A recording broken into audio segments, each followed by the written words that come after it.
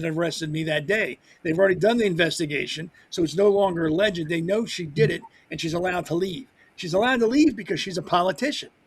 They get to play by different rules than we do.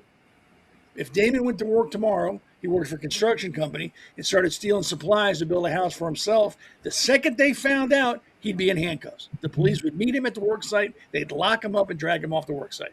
They wouldn't go, hey, Damon, we caught you stealing like $100,000 worth of supplies, so we're going to let you quit. You can go home. We're going to take care of this, and we'll get back in touch with you down the road once we decide to file charges. Any one of us would have been locked up immediately. Thanks for blowing up my spot, Seth. Now, but she already is facing charges. That the House Ethics Committee investigation is separate from the federal indictment. But they're still calling it an ethics violation. It's not an ethics violation. They are. They're calling the fact that she used the money for her campaign an ethics violation. But she also bought rings, cars, cruises. Right. That's part of the federal indictment. And Damon, we can finish the addition of my house next week. Don't worry about it. It's not a rush. But the point is, anybody that we know would have been in jail immediately. We wouldn't have gone home that day. We'd have been in cuffs in the county lockup, getting booked in. This is ridiculous. I am so sick of politicians doing what they want to do, and then nothing happens. They file charges. Nothing will happen. Yeah, that's very true.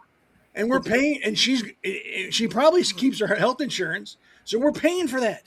Mm-hmm. She steals, and we support her lifestyle. Yeah, Sandra Leanne, she wrote, I can't believe these people think they can pull these schemes this day and age. We need to uncover more of the fraud and hold people accountable. That's the key phrase, hold people accountable. Yep, we don't do that. This government doesn't hold itself accountable. They hold us accountable. You don't pay your taxes and you're a civilian, you're going to jail. You'd be Al Sharpton, owe $2 million in taxes for 50 years? Mm-hmm. Nothing happens to that bastard. Yep. This is ridiculous. I am sick of it. And I don't know how much more everybody in the country can take before you get sick of it. Yeah, I agree. Damon, pivot to you. So I can tell you it was a hardcore Republican congressman, my congressman of Florida, Greg Steube, who actually pushed this. He pushed and investigated. My congressman's an attorney. He pushed this and he was a lone wolf in this.